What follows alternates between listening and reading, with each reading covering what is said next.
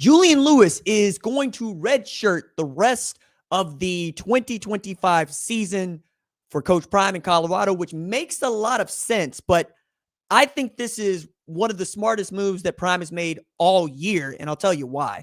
What's up, kinfolk? It's RJ Young. I am not on a step mill. If this is your first time watching Adapt and Respond, thank you for joining us here. We talk college football year-round. If you're into that, go ahead and hit that subscribe button, like this video, and answer the question in the comments below.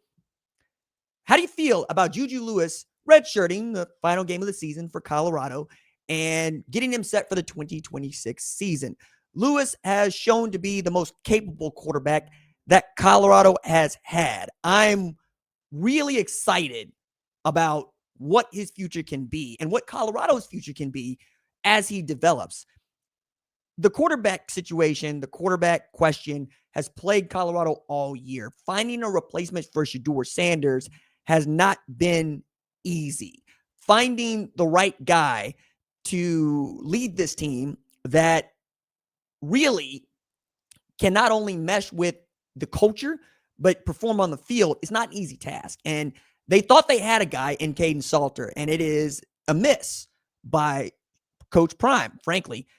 I think the last guy that he evaluated in this way that kind of sort of fit the same mold was Jalen Jones out at Jackson State. You'll remember that he was the first quarterback that Prime had as a head coach until Shedeur came online, right, 2021. But Jalen was much the same way in Caden. He wanted to make things happen with his legs. He could really try to make up for what is a bad offensive line, although Colorado didn't have a bad offensive line.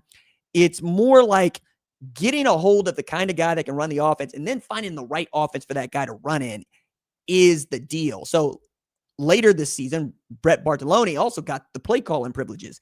Prime just didn't tell nobody. So Pat Shermer got demoted, which means that it's the second consecutive year in which the offensive coordinator to start the season has not been the offensive coordinator in the season, at least with play calling as it is concerned.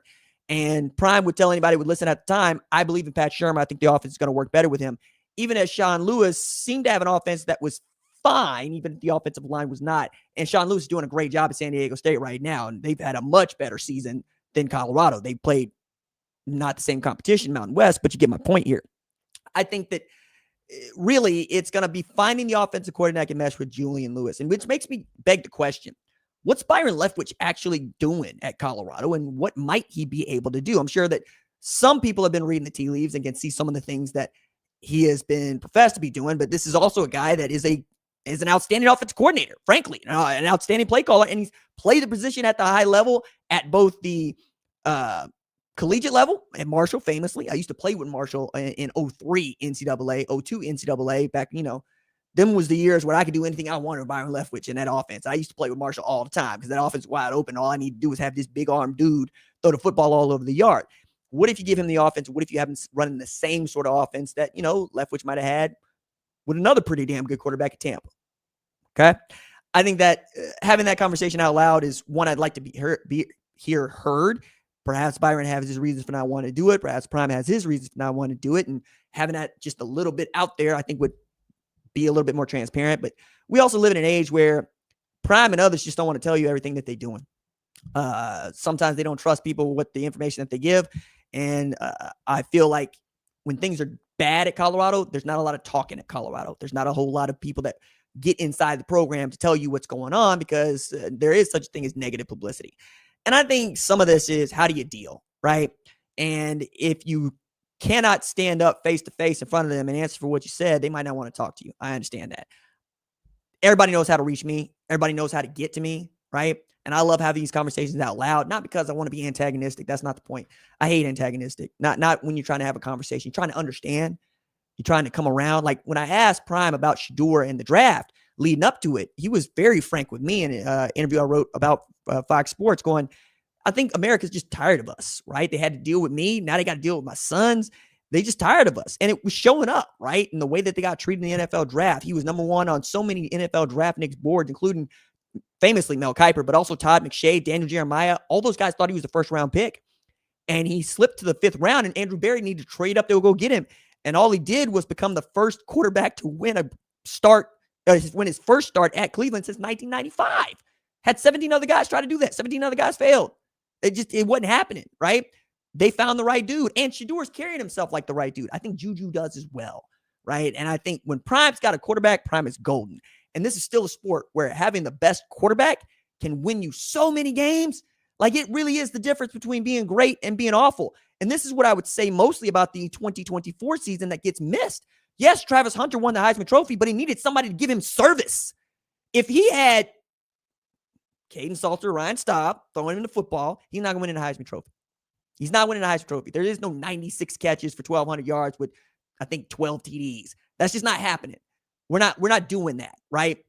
This is an offense that has struggled, and it's not as talented as it was last year, but this has also been a dip year. If this was college football before name, image, and likeness and immediate transfer, we call this just a bridge year. We call this a build year. And that's what it used to be for programs like Colorado. You would build to having a strong senior class, a strong upper class, and then you go beat people up, and then you got to retool and you got to re-recruit because guys don't want to wait their turn.